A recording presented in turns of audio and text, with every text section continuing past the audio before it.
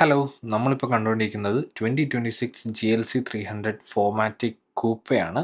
GLC 300 four matic കൂപ്പേൻ്റെ front headlamp unit വരുന്നത് digital light projected സിസ്റ്റമാണ് നമുക്ക് ഇതിനകത്തോട്ട് വരുമ്പോഴത്തേനും കിട്ടുന്നത്.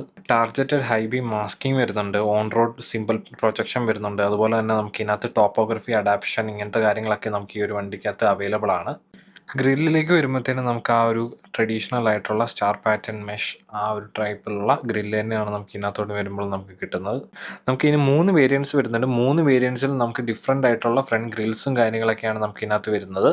നമ്മൾ ഫ്രണ്ടിൽ നിന്ന് നമുക്ക് ഇനി സൈഡിലേക്ക് വരുമ്പോഴത്തേനും നമുക്ക് ഫ്രണ്ടിലും ബാക്കിലും ഡിഫറെൻറ്റ് പ്രൊഫൈലുള്ള ടയേഴ്സാണ് നമുക്ക് വരുന്നത്. ട്രാക്ഷനും അതുപോലെ ഹാൻഡ്ലിങ്ങൊക്കെ ബെറ്റർ പെർഫോമൻസ് കിട്ടാൻ വേണ്ടി നമുക്ക് അങ്ങനെ ഒരു സെറ്റപ്പിലാണ് നമുക്ക് അതിന് ടയേഴ്സ് വരുന്നത്. അതുപോലെ നമുക്ക് ബാക്കിലേക്ക് വരുമ്പോഴത്തേനും ടെയിൽ ലാമ്പ് യൂണിറ്റ് വരുന്നത് 3D എലമെൻറ്റോടുകൂടിയുള്ള ആ ഒരു ടെയിൽ ലാമ്പ് യൂണിറ്റാണ് നമുക്ക് വരുന്നത്. അതുപോലെ നമുക്ക് ഈ ഒരു ബൂട്ട് ഓപ്പൺ ചെയ്യാൻ വേണ്ടി നമ്മൾ ഈ ഒരു ട്രൈ സ്റ്റാറിൽ നമ്മൾ പ്രസ് ചെയ്ത് കഴിയുമ്പോൾ നമുക്ക് ഇലക്ട്രോണിക്കലി നമുക്കിത് ഓപ്പൺ ആവും.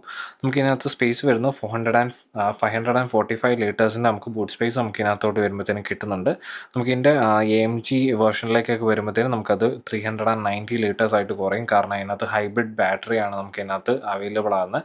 അകത്ത് നമുക്ക് ഇതേപോലെ സൈഡിൽ ഹുക്കും കാര്യങ്ങളും അതുപോലെ സീറ്റ് ഫോൾഡ് ചെയ്യാനുള്ള കാര്യങ്ങളൊക്കെ നമുക്ക് ഇതിനകത്ത് വരുന്നുണ്ട്. അതുപോലെ നമുക്കിത് ഓപ്പൺ ചെയ്ത് കഴിയുമ്പോഴത്തേനും നമുക്ക് സ്പേസ് സേവർ നമുക്ക് ടയേഴ്സ് നമുക്ക് ഇതിനകത്തോട്ട് വരുമ്പോഴത്തേനും കിട്ടുന്നുണ്ട്.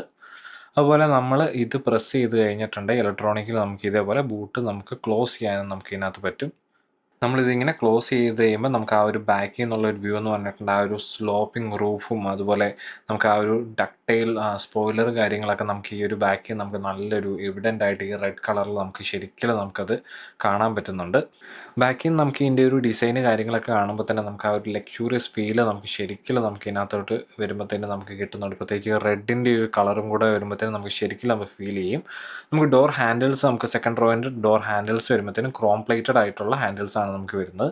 അകത്തോട്ട് കയറുമ്പോൾ തന്നെ നമുക്ക് ബർമിസ്റ്ററിൻ്റെ നമുക്ക് 3D സ്പീക്കർ ഗ്രില്ല് നമുക്ക് കാണാൻ പറ്റും. ആംബിയൻ ലൈറ്റ് കാര്യങ്ങളൊക്കെ നമുക്ക് ഇതിൻ്റെ സൈഡിലായിട്ട് നമുക്ക് വരുന്നുണ്ട്.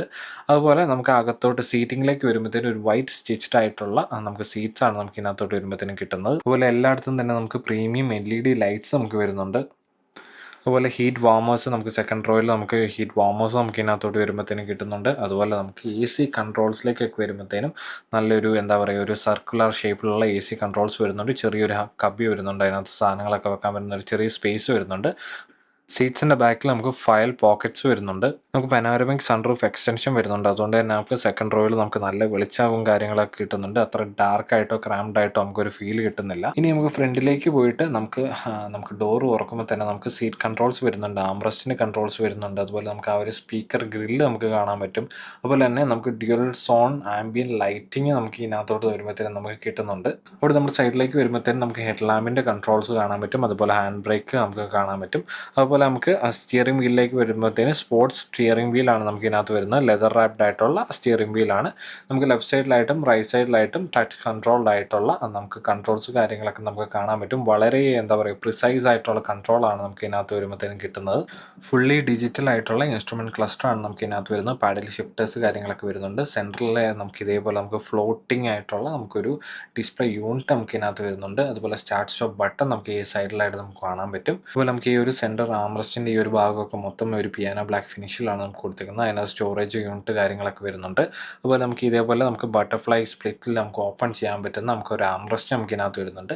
ഡിസ്പ്ലേൻ്റെ ക്വാളിറ്റി ഒക്കെ ആണെങ്കിലും അതിൻ്റെ ഒരു ഫീലൊക്കെ ആണെങ്കിൽ ടച്ച് ആൻഡ് ഫിനിഷൊക്കെ അടിപൊളിയായിട്ടുണ്ട്. നമുക്ക് ഇതിൻ്റെ ബാക്കിൽ നിന്ന് കിട്ടുന്നതിനേക്കാളും നമുക്ക് ഇതിൻ്റെ ഫ്രണ്ടിലിരിക്കുമ്പോൾ ഇതിൻ്റെ ഒരു പ്രീമിയംനെസ് നമുക്ക് ശരിക്കും നമുക്ക് ഫീൽ ചെയ്യും. നമുക്ക് ഇതിൻ്റെ ഫ്രണ്ടിലത്തെ ആ ഒരു ഡാഷ്ബോർഡിൻ്റെ ഡിസൈനും അതുപോലെ നമുക്ക് ആ ഒരു ആംബിയൻ ലൈറ്റും സീറ്റ്സിൻ്റെ ക്വാളിറ്റിയും ഇങ്ങനെ മൊത്തത്തിൽ നമുക്ക് ഇതിൻ്റെ ഒരു എന്താ പറയുക ഇതിൻ്റെ ഒരു ഇൻറ്റീരിയർ നമുക്ക് കാണുമ്പോൾ അടിപൊളിയായിട്ട് തന്നെ ഇവർ ക്രാഫ്റ്റ് ചെയ്തിട്ടുണ്ട്. ഇത്രയാണ് നമ്മുടെ ഒരു ചെറിയൊരു വാക്ക് അറൗണ്ട്. അപ്പോൾ നമ്മുടെ വീഡിയോ ഇഷ്ടമായിട്ടുണ്ടെങ്കിൽ ലൈക്ക് ചെയ്യുക, ഷെയർ ചെയ്യുക, അതുപോലെ നിങ്ങളുടെ ഫ്രണ്ട്സിന് ഈ വീഡിയോ അയച്ചു കൊടുക്കുക. അപ്പോൾ അത്രയൊക്കെ തന്നെയുള്ളൂ. Thank U.